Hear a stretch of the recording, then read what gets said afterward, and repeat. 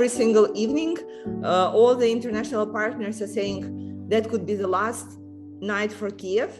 And every morning we are waking up and I'm messaging and broadcasting to the world that we were not taken and Kiev didn't fall. And we honestly don't plan to. We plan to resist and we plan to fight Russia back. I'm, as an MP and a leader of my party, I'm staying in Kiev, I'm bearing arms, and I'm gathering everybody who could hold arms as part of my crew.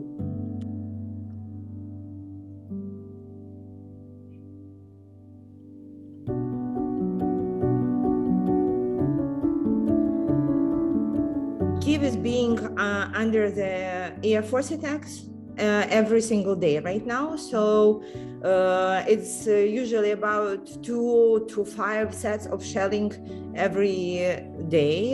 It usually happens at night, but sometimes during the day as well. You hear the siren and then you have to go to the bomb shelter. So there will be less casualties. Russian troops are coming to Kiev. They are attacking from the both sides, from north and the south, but we are resisting them. Our special forces are taking care of the strategic pieces, and we as resistance groups, we are taking care of the smaller groups that are coming to town that are trying to attack us. So we decided to form resistance groups.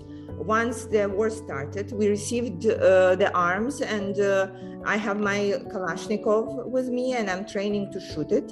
So there are 15 members of my resistance group, and I'm the only woman there, and we go girls. This is surreal. So if you asked me 5 days ago, I would tell you, oh, no. And now,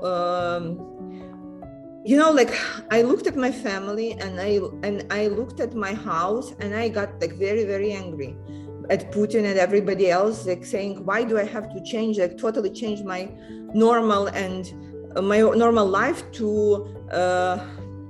because he decided to attack us. And this is when I decided that I will bear arms and I will not flee, and I will protect my country, my city, and my family.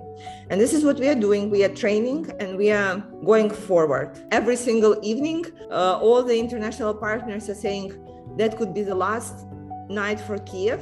And every morning we are waking up and I'm messaging and broadcasting to the world that we were not taken and Kiev didn't fall. And we honestly don't plan to.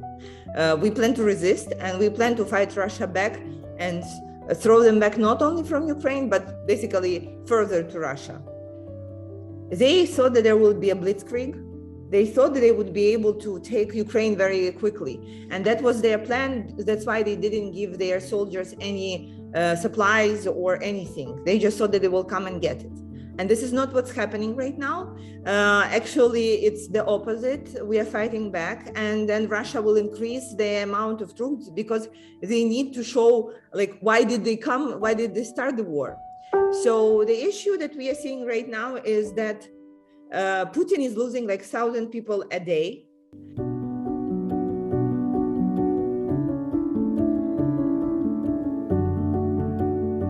It's very hard to comment on what's going on in Putin's head. Ukraine is a democratic country, and we have people who are elected to Ukrainian parliament who has been operating in the alliance with Poland, Germany, France, United States, United Kingdom.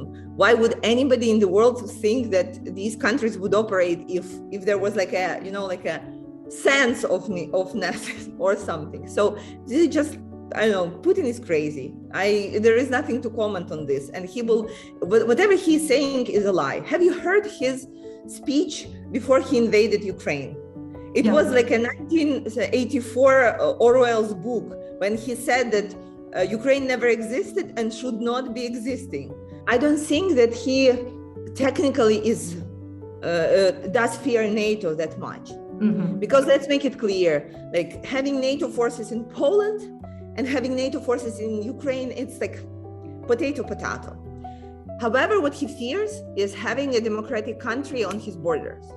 Because we, as Ukrainians, we are one of the post-Soviet countries, that was able to show that we can have like the Western direction, that we may not fall under Putin's propaganda and under Putin's and Russia's influence, that we can have our own way and that we are going with it.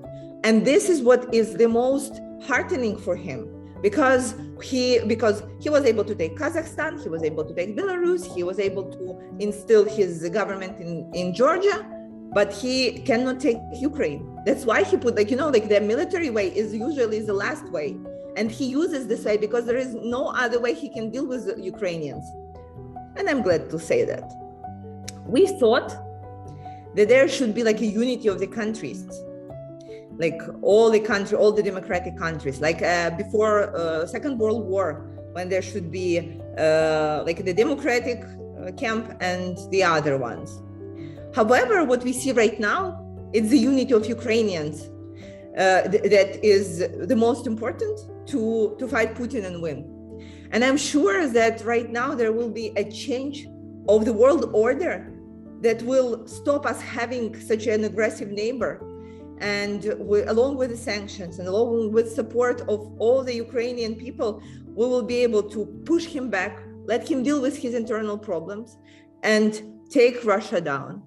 Right now, what we really do need is a no-fly zone. My party and myself, we were demanding that like for like last 3 months.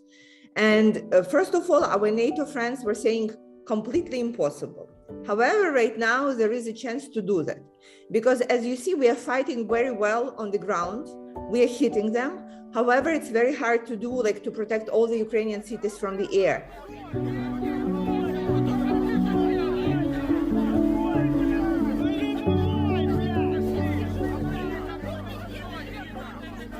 The world is right now hitting a couple of crises. The first is the energy crisis, when Russia controls most of world's most of storage for gas and oil, and is able to control and manipulate the price.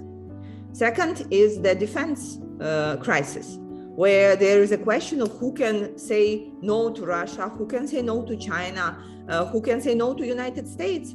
Like, how does this new order look? And third is the democratic values crisis. Is like, where are we going? Of like, what are the exact values that we are ready to die for? And these things, they are not, they cannot be isolated to only one country. Because like Second World War, we know exactly that the change will affect everybody. When the gas prices are changing, it affects every single country. When the defense setup is changing, it affects every single country. And when there is a small group of people, smaller, who are fighting the most aggressive tyrant in the world, isn't it a story that also affects everybody? First of all, we are thankful for your support. It's an amazing feeling when you get messages every day, like thousands of messages from all over the world saying, we are with Ukraine, stay strong. And I want to assure you that we are staying, we are not retreating, we are not going anywhere, and we will fight them. We are fighting them in this new world order. There will be a unity of democratic countries. There will be unity of, good guys versus unity of bad guys. And I'm sure that Ukraine will be with the unity of the good guys, because you know that good guys always win. I think it will end within the next 10 days, but I can be wrong. I'm just a politician and the girl who is holding an arms. We want peace! We want peace!